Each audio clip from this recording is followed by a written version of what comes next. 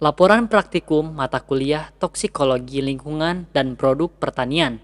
Remediasi menggunakan tanaman atau fitoremediasi.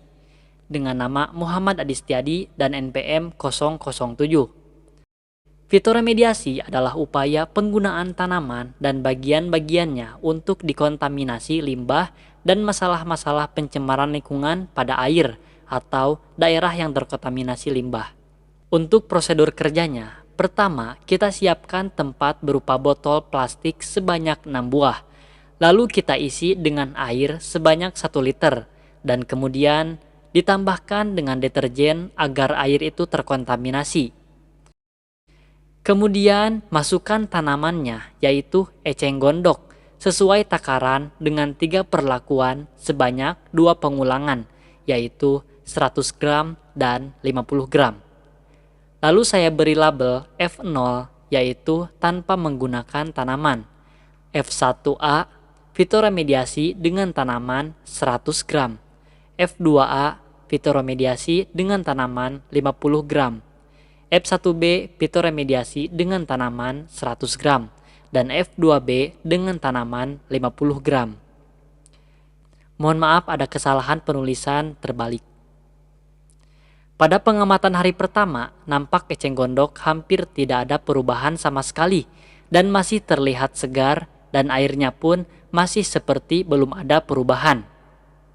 Pada pengamatan hari kedua, terlihat pada daun sudah mengalami perubahan, yaitu layu, baik pada F1 ataupun F2.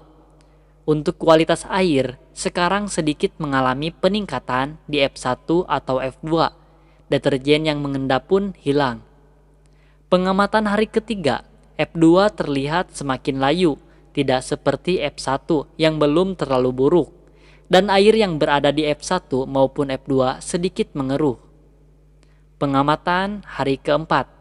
Pada tanaman F1 dan F2 mulai membusuk, namun lebih parah F2 dalam hal pembusukannya, dan airnya pun semakin mengeruh dari F1 maupun F2.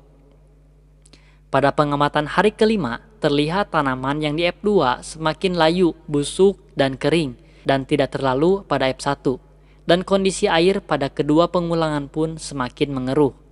Pada pengamatan hari ke-6, perubahan semakin signifikan, di mana hampir semua eceng layu dan busuk pada F1 dan F2, pengulangan 1 atau pengulangan 2, dan kondisi air semakin mengeruh dan masih terlihat ada buih di atasnya.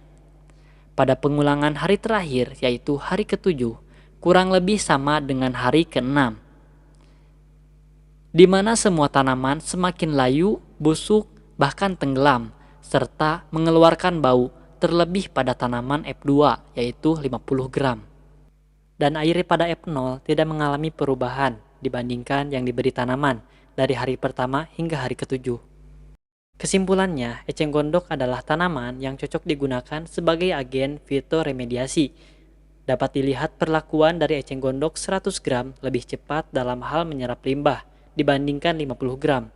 Dan setelah eceng gondok menyerap cairan yang toksik, maka akan mati dan airnya pun akan berubah.